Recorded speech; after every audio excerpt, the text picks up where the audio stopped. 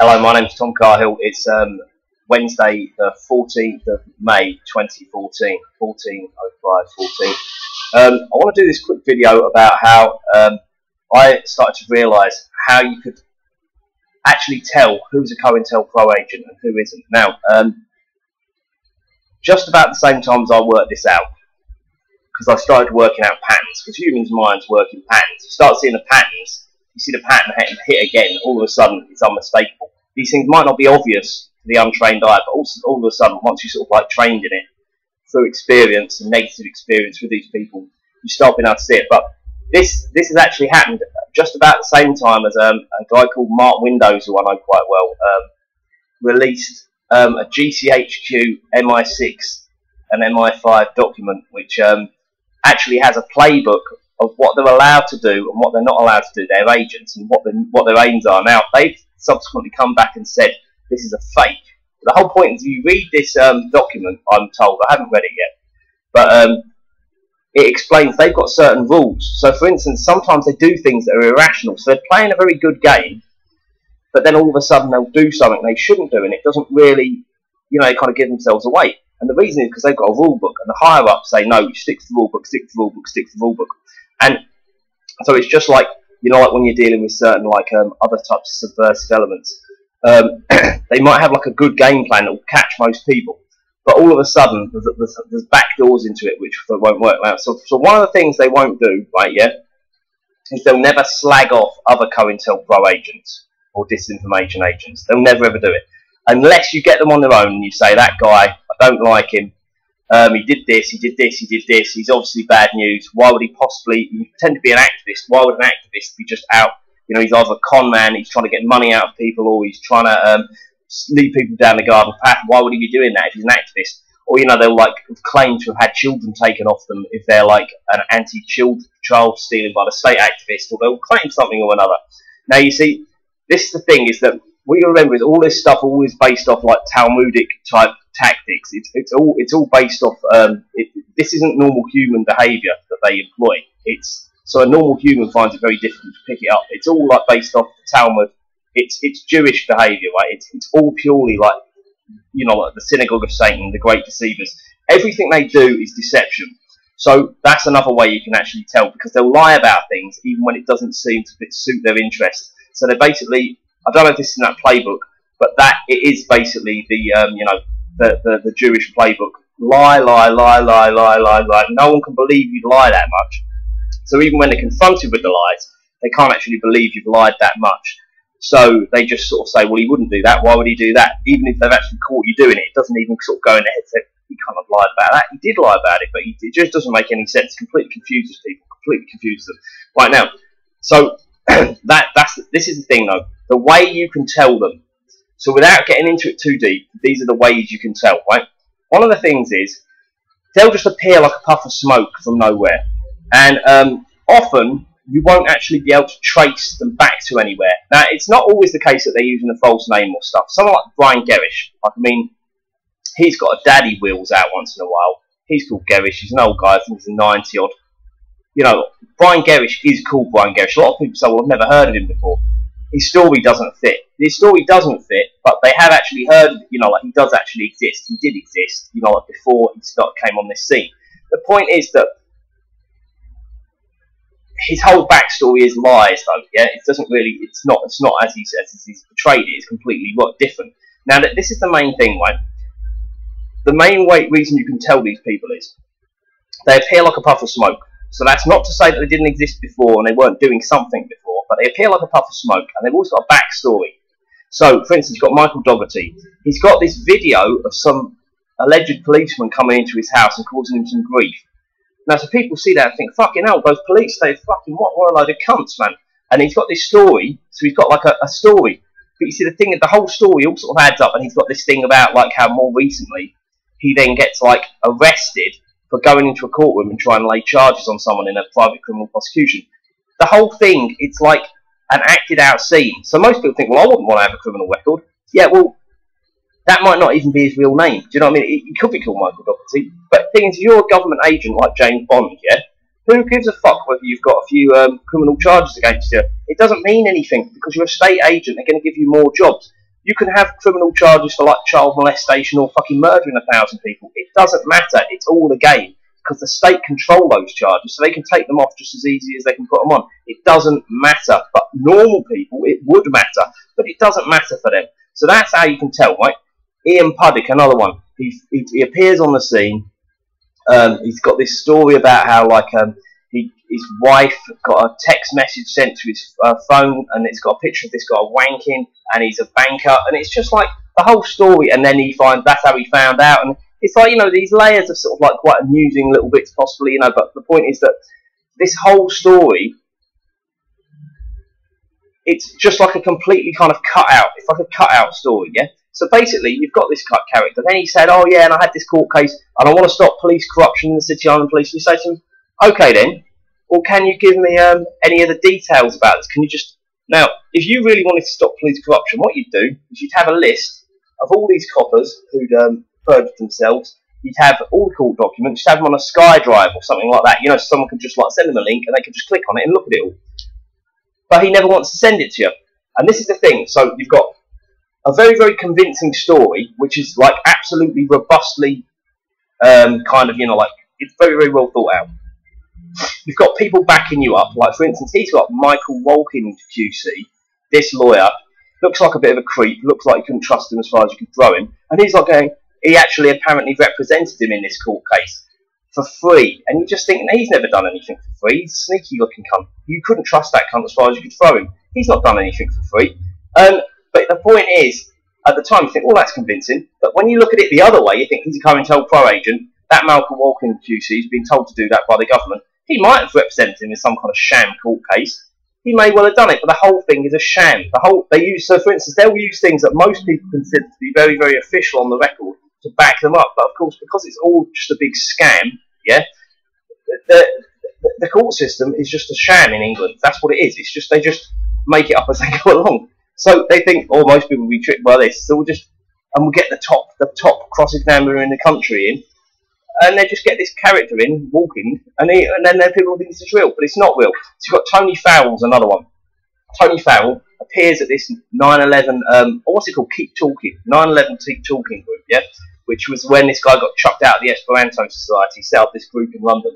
And I heard that this guy had been kicked out of the police, and I went along to it, because he'd been putting in intelligence reports, which were like apparently, you know, like not to the government's liking. And then people start getting caught up with, well, did he put in the report and just put in the fact that he thought that 7/7 and 9/11 were done by the government as opposed to Muslims and Pakistanis, or didn't he put it in? Because if he didn't put it in, he refused to put it in, then of course he could get sacked. That's his job, because he's apparently an intelligence analyst. The whole point is, Tony Farrell never even worked for the police. Well, maybe he does now, but he never used to. So the whole thing is just a complete bullshit story. So they had this minutiae they put in to trick people. And the other thing, he's going on about his pension, how much he's going to lose, all this money, to sort of show this kind of knowledge of the pension to give him credibility. But instead, because he's a Jew, and he kept going, I'm Christian, he came across like a whinging Jew, because he just kept going on and on and on and on about this money he's going to lose. Of course people want to know if he's going to lose money. And if you were genuine, but the thing is, he just kept mixing it up, and he just kept going back to this thing about the money. And then he said, "And my position might change on that at any time." And I said, "Well, hang on a minute, mate. Is it one way or is it the other way?" And he couldn't answer it, and he went into sort of a mad flat. And all these other like Israeli agents who were at this meeting also going, let him speak, don't be rude, don't talk over him." I said, "I'm not talking over him. I'm just asking him to clarify. Is it one way or the other?" He sounds like a bent copper the way he's talking. Again, like Ian Puddick, looks like a copper, talks like a copper. Couldn't trust the cunt as far as you could throw him. Absolutely, definitely a CointelPro agent. Also, Michael Dougherty comes across very well. You know, point is, he surrounds himself with all these donuts who go along to his court cases, but he never corrects them and actually explains to them why he's going to the court. So they're all going along to these court cases. They don't even know what they're about. They think it's to do with commercial liens. They're all going to be completely mugged off. There's one character who was going on to these court cases, and he's recording stuff at the court cases. Now, he shouldn't do that because he'd get in trouble for contempt of court. But Michael doesn't give a fuck. He'll just let him along, and then they'll send that guy to prison. That's what they'll do. That guy told me another story about how one of these other CointelPro agents, what's her name? Veronica Chapman. Now, she's this fucking extremely freaky, sort of like, what do you call it, transgender, where someone's like, basically it looks like a man who pretends to be a woman, but then also wears sort of manly clothes. Very, very fucked up. Anybody who has anything to do with this freak will be completely discredited. So you're wearing makeup and then you're wearing these funny clothes that look like very manly sort of clothes, and it's a complete mess. So it's like, I don't know how it managed to get that way, but the whole point is just going to make you look like a freak, and it's going to completely detract from anything you're doing. Now, this character who'd been recording these all these court proceedings, or these court sort of like mocked up shenanigans that are just being made up so that to confuse people as a kind of like a legitimate paper trail. Like this particular one, I said it wasn't going to have anything to do. She was saying she wasn't going to have anything to do with this character, because when he'd been at this other court hearing a few days before, he hadn't arrested the judge. So you see, these people, they're just constantly trying to trick people. So like, but of course, if I asked this person, did you actually do it? They'll say, no, I didn't do that, I didn't do that. But you see, because they think that guy's an idiot, they'll just try and trick him. These people are absolute fucking scum, right? But the thing is, as I said, you can tell them. Once you know the little playbook, it's a bit like, you know, like, for instance, me, I grew up, there's no Jews about. And I think I knew about one or two Jews, like, I'd had little kids or something I might have played with or something who were. But you see, the point is, you don't really, you just know it's like another religion. They're pretty much like Christians. You hear this Judeo-Christianity thing, so you think it's just the sort of same, yeah, it's just a slightly different religion to Christians. Not really any different. And then you fucking read the Talmud, and you think, what? You're allowed to abuse little children? Oh, you should abuse little children, and you should murder people who aren't Jews. And you think, oh, fucking hell. Now it all makes sense. Now I understand. They've got this lovely holy book that explains how sort of tolerant and absolutely fucking evil they are. And the whole thing starts making sense. And you realise that it's a playbook. And then you see the Protocols of the Elders of Zion, and you think, well, fucking hell. If they're complaining, general Jewish whinging about people discovering that book and saying that that's theirs, well, hang on a minute, look at the Talmud. That's way worse. So I don't even know, that's not even like, it's not even on the same game, it's not even on the same playing field as the Talmud. So why they're even worrying about people finding out the Protocols of Zion is all they're doing. I just don't even know why they're even worrying about it. And then they're saying that the Russians sort of forged it or something. Well, the fuck? It's their playbook. That's what they do. So, you know, you judge people by what they do, not what they write down on bits of paper. You know, they do everything in it, so it clearly is. But yeah, so you've got Michael Dougherty, appears like a puff of smoke, got a quite credible story. When you ask him for actual documentary evidence of stuff, never produces it. You've got Ian Puddick, appears like a puff of smoke, very keen to get people's details, very keen to speak to you the first time, has a website set up to him by a company called Indie Films, which is a CointelPro agency, by the way, and yet they stick his personal, I think maybe email, but definitely phone number on it. He's basically collecting everybody's emails. He talks to them at length. Yet he's apparently like got a business. He's got 30 plumbers working for him. So you phone him up in the day, he'll speak to you for an hour and a half. You think, any time. I'll phone him back twice. First time, second time, very keen to speak to me. After that, won't give me any details. Actually objected to being put on email lists. So I'd write something about Brian Gerrish being, tricking people and lying and cheating people. And he'd say, oh, please don't write any more emails to me. Don't copy me into more emails. And you think, hang on a minute. That's not what a normal human being would do. That's what a Jew would do. A normal human would say, oh, I don't care. Or they might say, look, I don't approve of this. Please don't use my name. And they send it round to everyone. He sends it to you and he says, please don't contact me again. And the reason that is because then he can say later on, he harassed me. Oh, he harassed me. That's exactly what they're doing. It's a Jewish law for Jews to protect Jews who are harassing people and they don't want it to be exposed and their criminal behaviour. Again, you can tell he's a CointelPro agent. Tony Farrell, obvious, comes along, got a story, doesn't add up, starts contradicting himself, can't explain himself, complete idiot, got a story, appears like a puff of smoke, no financing issues, they've always got money, or they always say they haven't got money, they've always got money, they always come along totally, perfectly turned out. CointelPro agent. Belinda McKenzie, probably the ultimate of all of them. The witch, the fucking evil witch, Belinda McKenzie. Got a cover story. Cover story is she's got a big house and she likes to help activists. No one knows where this money's come from now. Apparently she inherited that. She did generally inherit a load of money. But she stole all that money from Iran Aid, that charity. Again, now she uses Iran Aid as evidence that she's an activist and all this. Well, she stole all the money from it. It got investigated by the Charities Commission. They found that, you know, she stole all the money. Again, these people are very, very, very, very evil. And what they rely on is people's trustworthiness, because most people think they couldn't get away with that. Of course they can get away with it, right? Because the state in England used to be, you know, obviously influenced by other cultures and other societies and other religions and other states.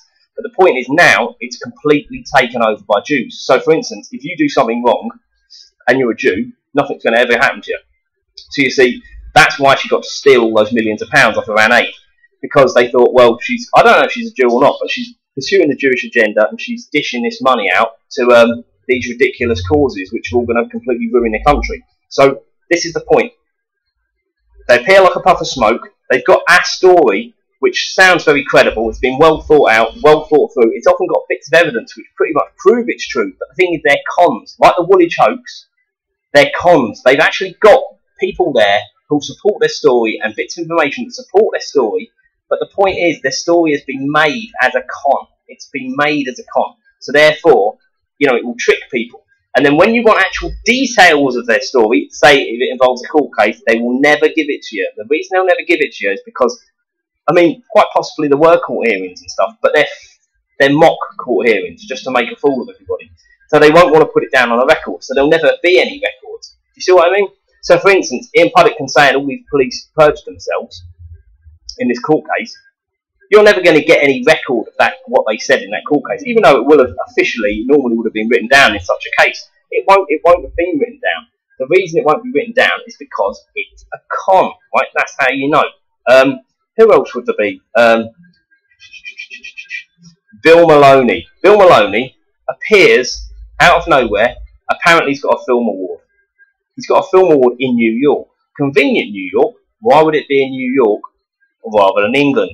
Because it's harder to check, and it probably doesn't even exist, the film award, let alone him getting it, right? And then he's got a picture of him going, there's some like film of him going around the street asking black people questions about poverty and working classes, right? Comes along, he's like a caricature of a working class person, right? And it just does not ring true. It's bollocks, right? So he's going around the place, bobbing about the place, going around, appearing when Nick Clegg, the Deputy Prime Minister, appears on this bit of grass outside Parliament. He just goes up and goes, "Oh, we want to question about institutional child abuse." And Nick Clegg sort of runs off. So he's actually got the Deputy Prime Minister's in on the con as well. The Deputy Prime Minister doesn't run away when he's got an actual proper press conference set up. Of course he doesn't. Oh, we've had to stop it because a man came along. Was the man doing any, you know, like if he fucking threw a thing he contained petrol over him and started running around the match, then maybe he'd run away. He wouldn't run away. They'd be down him like a ton of bricks. Because normally Bill Maloney's other trick is whenever there's like, he's in the street and there's going to be like a sort of march or something, there'll be a policeman there and he keeps going, "Ooh, ooh, ooh, ooh, ooh, police dodgy, ooh, ooh, I'm scared of police, ooh, mustn't use bad language, they'll nick me, ooh, ooh," and he's like shaking their hand and all this weird stuff. And they you see, so the whole thing is, they've got a story, he's won an award, he's got these films, then it turns out, somebody agreed to, well, they didn't want it, but they agreed they'd film him at this thing at the Kent Freedom Movement, and this fucking idiot couldn't even work the camera, right? So Bill Maloney doesn't know how to work a camera. He's got a big fancy camera, doesn't know how to work it though. So he's a filmmaker, doesn't know how to work a camera. And these films he's been making, he hasn't had a massive film crew, has he? So Bill Maloney does not know how to use a camera, yet he's a filmmaker. And also, he keeps talking about the same thing constantly during his films. But the thing is, they're like, I mustn't swear, oh, I can't help it, but that's how the working class is talk. And he's obviously fake. It's obviously fake. It's very obviously fake. He's making a mockery of people who've been abused when they're children. Now, the other thing is, we remember, is him and Belinda McKenzie, They sort of hijacked this thing in Trafalgar Square, which apparently, used to already happen, where they have this march against child abuse, or this sort of like meeting against child abuse every year. So what they do is they go along, they take it over, and then they make a complete mockery of it. Do you know? And this is the thing. This is what they do. So if you want to spot one of these people, they try and take things over. They're at absolutely everything. They don't have any sort of work commitments. Well, they have got work commitments, because the work commitments, they've been paid. That's why they can be at everything. They just appear at things. They don't stand up to any scrutiny. If you ask them questions, they'll say things like, "You're a troll." What the fuck does that mean? If they use that word troll, you know that they're working for the wrong side, yeah? Because a normal person, if you abuse them, and they're a proper grown-up, they just ignore it. They just go, "Yeah, right, okay, so what's your point," sort of thing. You know, using bad language doesn't really get you anywhere, using abusive language. Now, if you make an accusation against someone, they'll just say, "No, that's not true, that's not true." That's what you do. If you're actually standing for a cause, you don't get angry about it, you just go, no, that didn't happen. That's what you do. And that's what a normal grown-up does. Obviously, you get some people who never grow up and they sort of still think like they're 3 and they want to have a fight with someone because they call them a dickhead or something. It's like, just, a normal person doesn't do that. You definitely don't call them a troll. You must be a troll. You're a troll. Now, I understand that people explain to me that what happens is government agents put loads of comments underneath videos or something like that, and they literally just obliterate the thing. So, you can't actually see any of the genuine comments. So, like, that's legitimate to remove them. But these people go, "No, they're trolling. They're just saying negative." What do you mean they're being negative? Well, what are they actually? Can you address their point? Can't you address their point? You see what I mean? It's like, if they're just talking rubbish, it's easy to address it, and it is written down. It's not like they're just passing a negative remark. You can actually address it, and if you can't address it, obviously they've got a good point. You see, this is the point. So anyway, that's the thing. The main thing is they appear like a puff of smoke. They've got this incredible backstory, all of which is actually normally bollocks, or is always bollocks, but it's very difficult to prove. And then, if you actually try and find out about where these people came from and what they were doing before, genuinely, yeah, once you prove the backstory is bollocks, comes stage 2, and you think, what were they doing? Now, I think a lot of them were being trained in Israel. That's what I think. I think a lot of them were being trained in Israel. Definitely someone like Tony Christian. What's his name? Tony Christian Farrell. He's been trained. He's been trained in Israel. I'm sure that's where he's been, because he's obviously from Yorkshire, but he's definitely not a Christian. A Christian, and he's definitely not. He's definitely a Jew, isn't he? So that's where he's been. That's what I bet my bottom dollar. He's probably I'll bet my bottom dollar. He's been somewhere like that. You've got someone like Michael Dougherty, a bit more complicated. He isn't a Jew, is he?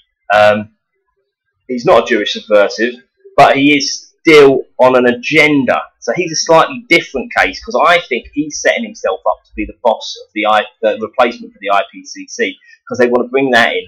But again, I think what they're doing with him is they're using his sort of greed and wanting to be the boss. I mean, he'd be a good boss of a sort of IPCC equivalent, but the whole point is, he is an agent. He is trying to trick you. There's no question of it. Okay, alright, so that's how you trick them. Like a puff of smoke, they appear, they've got a backstory, it's all there, it doesn't incrementally happen. All of a sudden, they just appear, they've got a backstory, and then all of a sudden they get this massive amount of support, or alleged support. You get lots of YouTube hits, they put something on YouTube, immediately, they're just all there, like a snap of the fingers. Yeah, absolute giveaway. These people are all CointelPro agents. If you want to ask me any questions about these things, and get it more cleared up, my name's Tom Cahill, and it's the 14th of May 2014. Thanks very much. Bye-bye.